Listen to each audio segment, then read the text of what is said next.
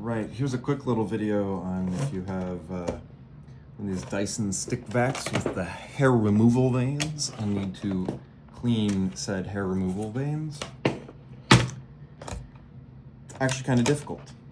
First thing you're going to want to do is pop out this wiper strip. There's 4 tabs right there. Just use a flathead screwdriver, boop, boop, boop, boop, and it should come out. And then there's a bunch of really tiny T8 screws. 1, 2, 3, 4, 5, 6, 7. Pop those out. You see way down in there. Those come out. And then you just have to provide unreasonable force on this part. I got to this point and was stuck, which is why I'm making this video, because you might be also stuck on the same problem. It sort of seems like, okay, all the screws are out, there's nothing holding anything together. Sorry, there's another screw down in there.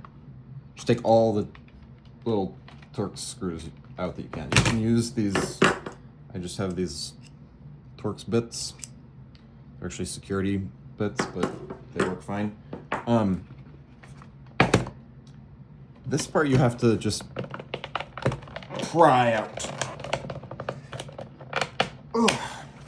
Like literally, it'll feel like you're gonna break it. It is really thin and flimsy, so you might. I don't know what you do in that case, but once that's out, these wires pull out, and then you can pry the plastic cover off for cleaning fairly easily. To put it back together, you'll want to make sure that you don't take this apart. You can get this back on there, but it's another, you've got to sort of force it in there. Pop this back on top.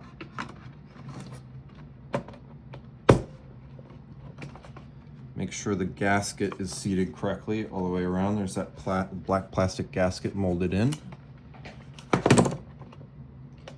And then make sure these wires aren't pinching. There's a little wireway molded in there, so make sure those aren't pinching. Get them pushed in properly.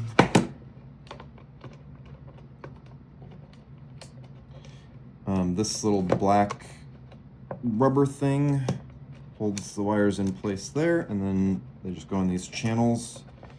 You can use your screwdriver again to make sure they're in at the end. And then here comes the trick, getting this thing back in there. I struggled for hours with this. Probably not hours, maybe an hour, but it seems like it shouldn't go in there, right? There's no clearance for that. You can't put it in like this. This thing ain't coming out. The trick, once again, is to just force it in using really unreasonable force. For such a flimsy piece of plastic, you just kind of gotta shove it in on one side and then maybe even shove it in with a tool. Now I've gone and bent it.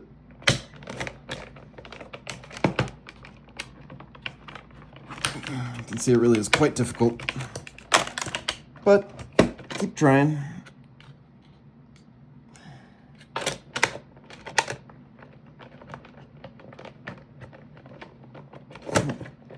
Hold it in on the sides there and make sure the rest of it's lined up, and then eventually it'll slot in just like that.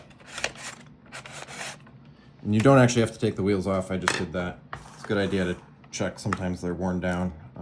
It's not like you can replace them, but yeah, that's the trick. From there, let's just put all the screws back in. This thing snaps back in. Get your brush roll back in there. Wheels back on. Ready to go. Easy.